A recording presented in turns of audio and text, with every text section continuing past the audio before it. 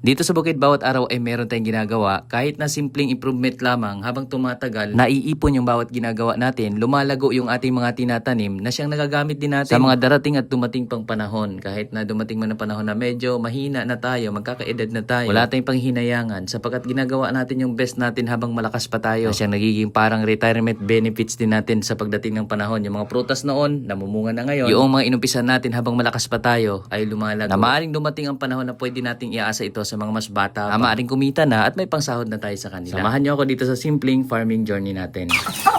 Po, may dala ako mga kasaba. Ikaw natin, ipalibot ko to dun sa lambat na papabitawan natin ng mga itik natin pag medyo malaki na sila. So ito yung ilalambat ko para magkakalaman din. Pwede rin natin i-harvest. Ito kasi kahit maliit, habang tumatagal, lumalago to, lumalaki. Tapos kung mataba yung lupa, mataba din yung mga tutubo nito. Tara. May dala akong feeds para sa mga itik natin doon sa baba naman. Itong ibabaw, kumain na sila. Tapos may dala rin akong vitamins. Multi-AA. Vitamins natin sa mga itik din natin sa baba. Gawa ng San Miguel Animal Healthcare yung vitamins natin. Tara. Ayan na naman yung aking gwardiya. Oh. Kasabay na ng akong guard. Tara. Ito lang sana.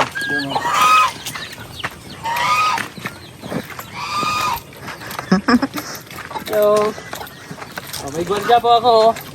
Pagka bumaba ako doon, yung gwardiya ko laging nakasunod. Ngayon nga, nauna na oh.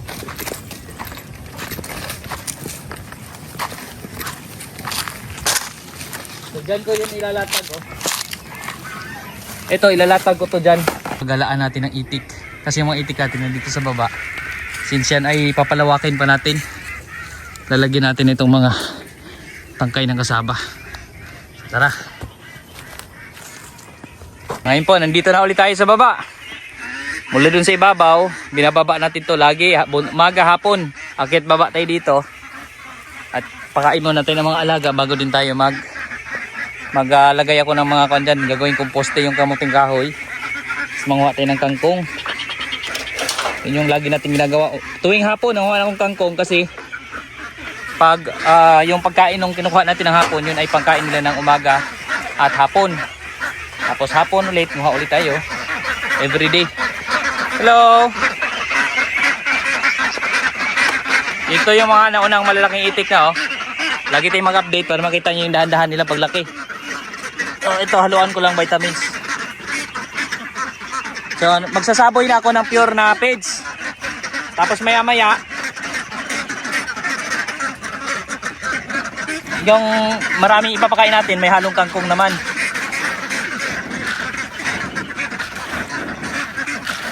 Yan o.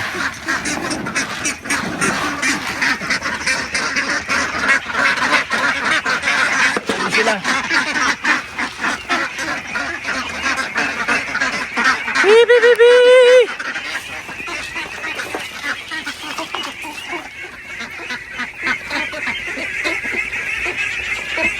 Muna yung kabila naman. Oh, si Gansa, marami pang page dyan, oh. Yan, si Gansa. Yung guardo, kay guardia dyan.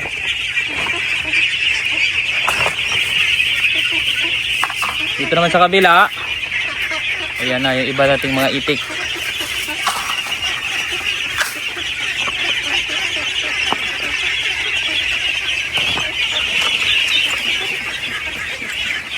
Op.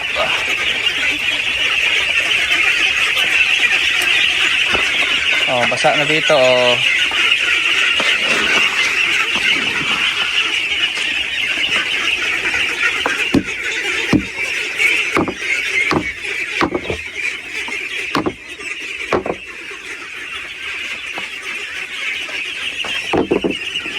Oh.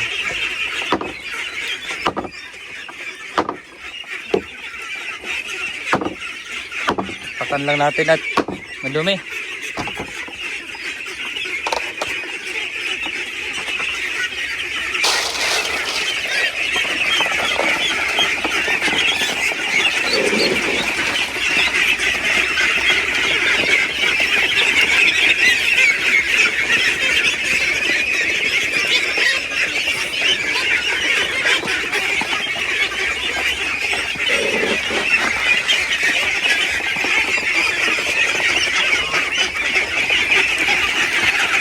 kabila. Go!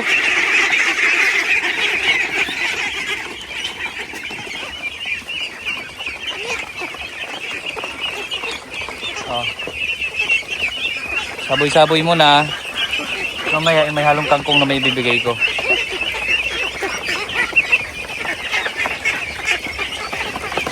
Yan po yung isang team.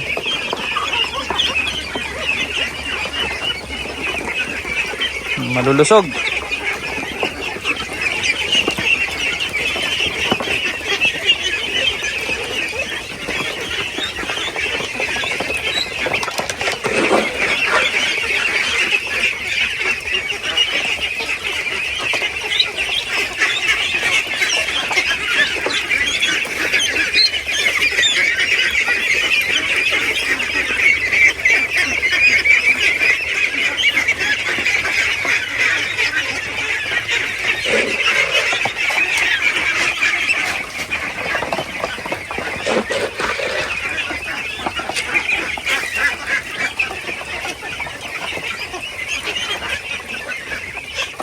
Okay na yan. Ito naman tinira natin para haluan natin kangkong. May cut muna tayo.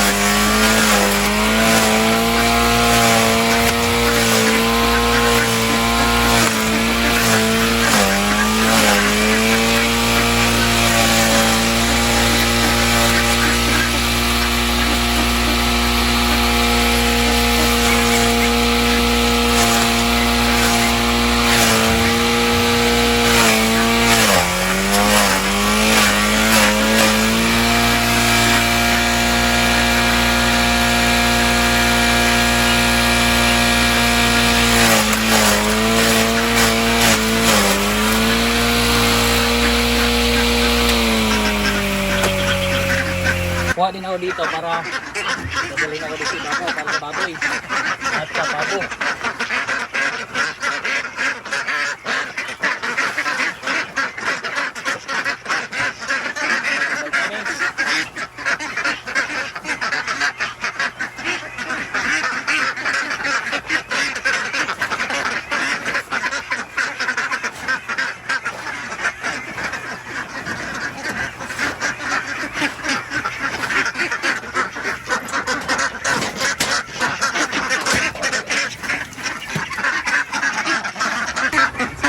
Sila dyan. Bi.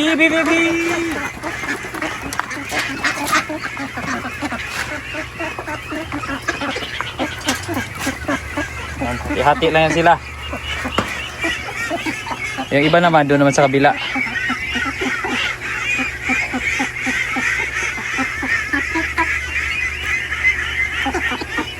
Kasi yung iba naman dalhin natin doon sa kabila naman to. Para makain naman yung kabila.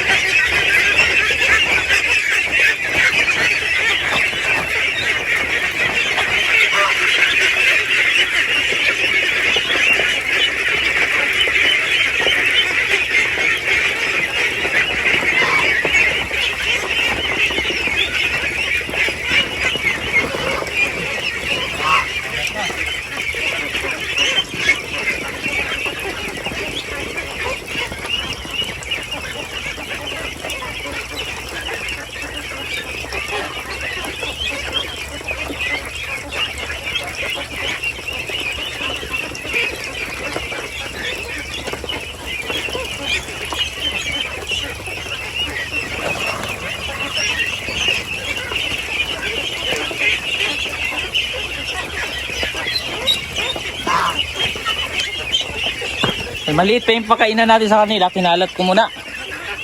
Pero naglagay din tayo doon sa mga, yan yung galon. Mga hinihating galon para may balik-balikan sila. Para lahat sila makakain, kinakalat ko muna. Yan yung tubig naman, tuloy-tuloy umaagos yan hanggat hindi pa lowbat yung ating power station na nagcha-charge mula sa solar.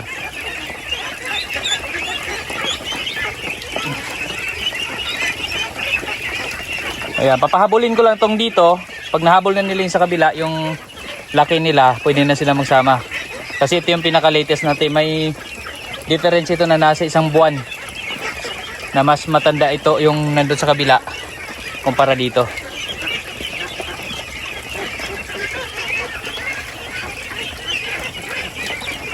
So ito lahat total na mga babaeng itik natin nasa 200 piraso.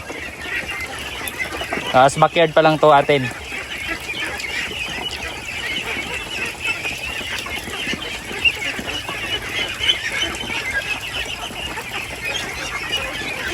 Magsako lang natin to saba.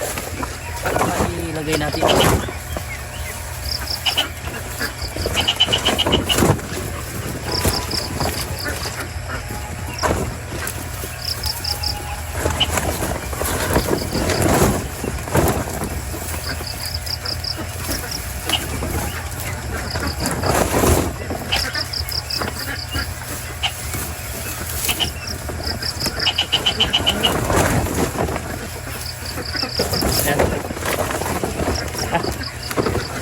Una na rin ako ditong tinanim na kasaba. Sinalibutan ko na yung ibang part. Pero dun sa dulo kasi hindi ko natamnan. Silipin din natin kung nabuhay ba. Ayan o. Ito po. O, Oh, nabuhay na oh. Yan, napuno lang ng damo dito. Yan, buhay na rin. Oh. Mas mabilis pa po mabuhay yung kasaba kaysa dun sa Madre Cacao na tinanim ko. Oh. Naging damuhan lang to dito. Pero perfecto pagka pinakawalan natin yung mga itik dyan. Sigurado lilinis na rin yan dyan na parte. Ayan po. Oh, yung mga kasaba. Oh, lahat ng kasaba yatang tinanim natin nabuhay oh. So ito po yung dating fish pond. So ngayon, wala nang tubig, naubusan na. Ito lang naiwan ng mga tubig konti. Kinain na rin ng ibon yung mga maliliit na isda dito. Naging kangkungan na lang. Kasi lagi pong nagkukuha ng tubig, lagi na uubos dahil itong kanyang pilapil nabibitak. Ano yung problema? Ang ganda po dito. Napalibutan po ito ng bundok. Oh, fresh na fresh yung lugar na to. Tapos dyan yung ating lagay ng itik.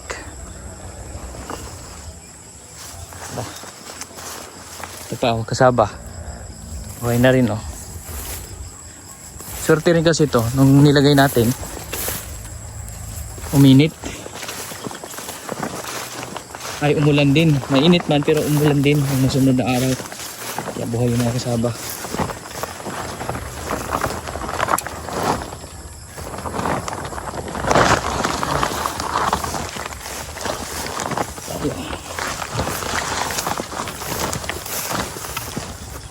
Dito na part. Oh, may mga kasaba na rin dyan. Buhay na rin yung iba. Sa unahan yung wala.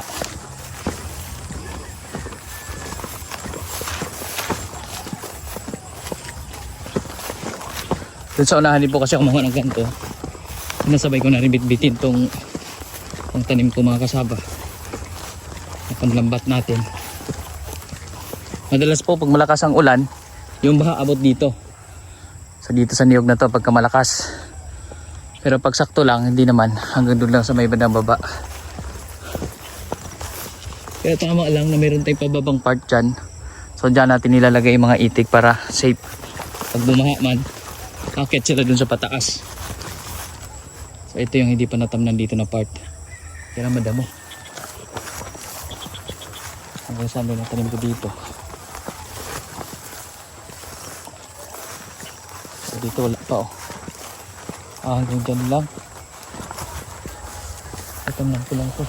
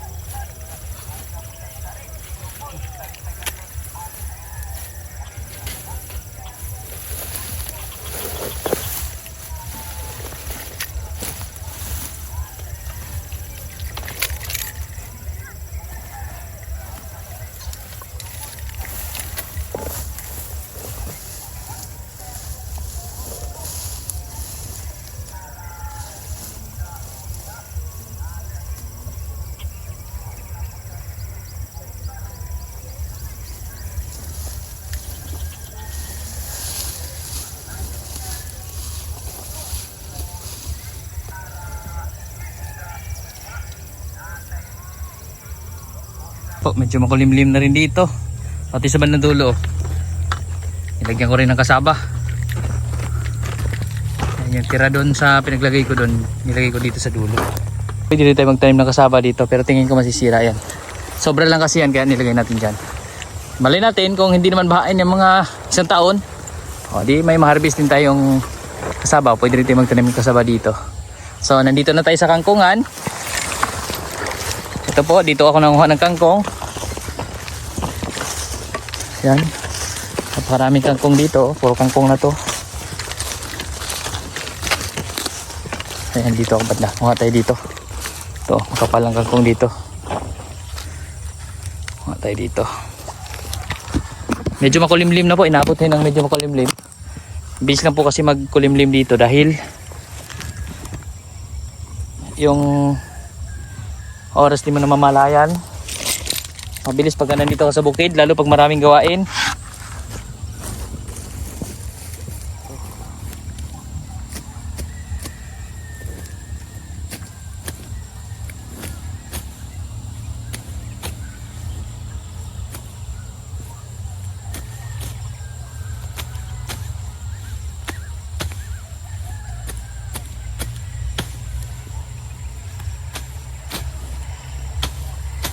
Ito po yung pinakamadaling pagkuha ng kangkong. Pinagapas. Kasi ito tuyo naman, ito yung kagandahan. Pag tuyo. Kasi itong pinagapasan natin, mabubuhay na naman yung kangkong dito sa mga next month, ganyan. So meron ulit ay ma-harvest dito. Napakalawak naman po nito, kaya hindi natin kayang ubusin ng sabay. So habang paubos na yung dulo nito, yung dito na part naman, yung mga nakuha na natin, tumutubo na naman. So sakto lang to. Tama lang, medyo makalaki kahit pa paano yung mga itik natin. Kasi yung mga itik, pagka malaki na sila or mangingitlog na, hindi na rin, ang marami nasabi, hindi na rin daw ito akma ipakain. Kasi hindi kaya mag-produce nito ng, hindi nila ito kaya ikuan yung pangingitlog nila. So kailangan daw nun, may makain yung itik natin ng kuhol, mga suso, so mga insekto. O pati na rin konting mga damo-damo. Pwedeng pakawalan. Kung naman, kung hindi naman pakawalan, pure feeds ang ibibigay natin. So yun yung target, yung feeds na pampaitlog ng itik. Yan. Kaya sapat lang tong kangkong na nandito. At tama lang to hanggang sa maabot tayo ng pangingitlog ng mga alaga natin.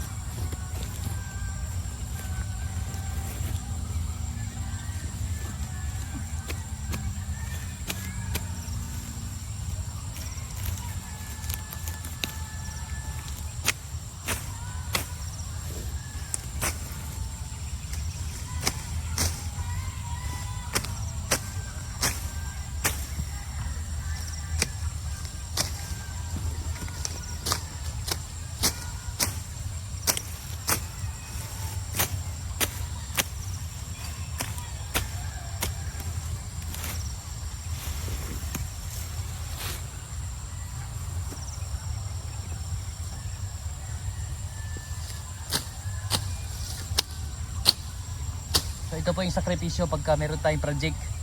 So ito ngayon, project itik, kailangan mag-sacrifice. At wala naman tayong tauhan tayo. Kung meron akong gustong project, ako ang magawa ng paraan.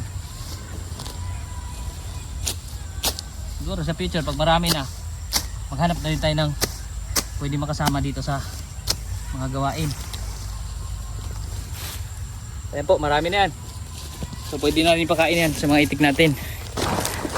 Ngayon po, maglilipat tayo ng mga itik, yung malalaking itik. Meron po kasi silang bahay doon. So meron silang space yung lagay natin ng baboy, since yung baboy natin, nakatali na yung baboy. So itik na ipapalit natin doon. So ito yung mga pabo natin, nabilis lumaki oh. Sa mga susunod po niyan, ito naman yung mga mangingitlog. Mas maraming pabo na yung mangingitlog. So goal nga natin dito, sana makapagtayo tayong malaking housing para sa mga pabo. Kasi kung saan saan lamang sila nangingitlog. baboy natin, makain na rin. Nag-mix po kami, yun po, kangkong na may pigs yung pagkain ng baboy natin. Yan yung inahingi na baboy. At ngayon po, ito ang ating mga itik. Ito po, yung mga lalaking itik natin. Ay, oh. Gutom na daw sila. So, inilipat na po natin sila. Ayan o, napakarami. Ayan o, cute na mga boys. 1, 2, 3, 4, 5, 6, 7, 8, 9, 10, 11, 12, 13, 14, 15, 16, 17, 18, 19, 20. Oh, 20. Malapit lang naman po yung paglilipatan. Tara. Isa natin kasi sampid sila, sampid.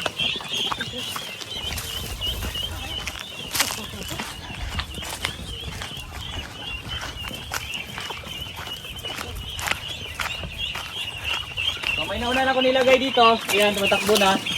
Dito po sila yung dagdag. Luhas. Dito po kasi makakagala-gala sila, makatakbo-takbo sila dyan. Kumpara doon na nasa loob lang sila. So kunin pa natin iba. So ngayon meron na tayong 20 yung nilagay ko, 20. So 32 na. 32 boys. Mga boys po yan lahat.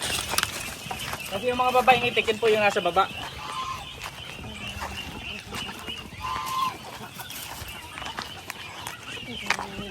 Hello. 30.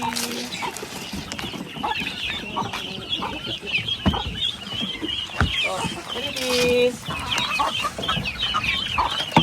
Takot na sila. Halika. So,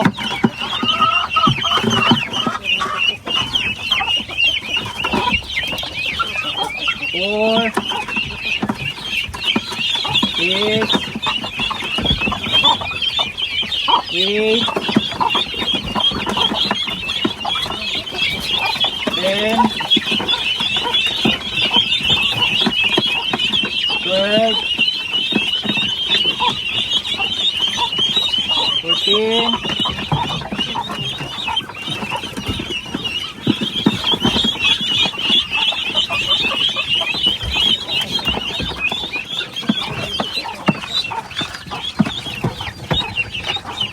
15, 16, 17, 18,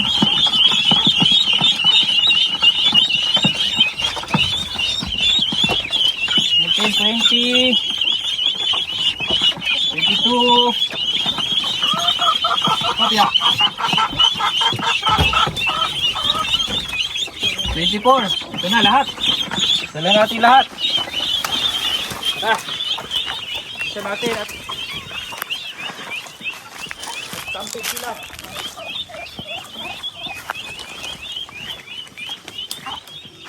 Ito na.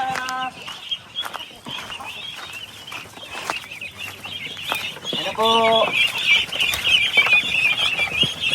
Gusto mo mo, Che?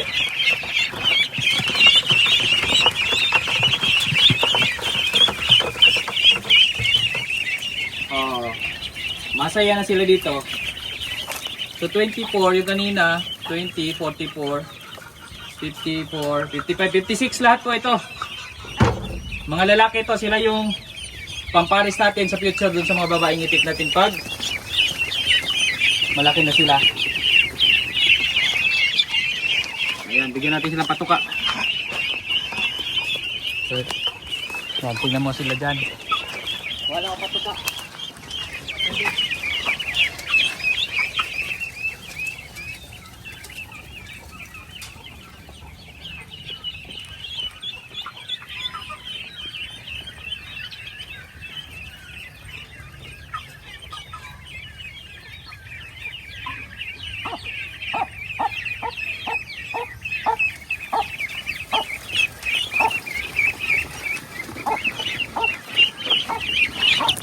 Ngayon po yung mga sisyo natin.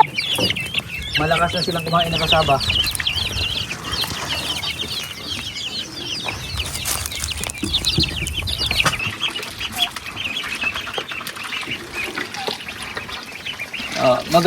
Maluwag na po yung kanilang gagalawan. Dati po kasi napakasit doon sa kabila.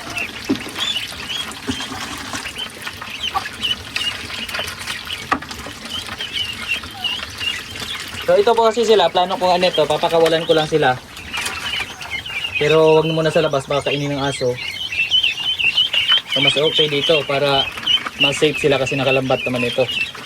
So ayan po, ito na yung simpleng bahay ng itik natin sa ngayon. At yan muna po yung update natin mula din sa mga itik natin. Tingnan na lang natin, lagi tayong mag-upload ng video, kumustahin natin sila, i-share natin sa inyo yung update dito. At doon sa mga itik natin sa baba ng mga babae, ito yung mga lalaking itik naman. So yan, muli po sa inyo lahat, maraming salamat po sa inyong pagsama dito sa ating mga video. Thank you for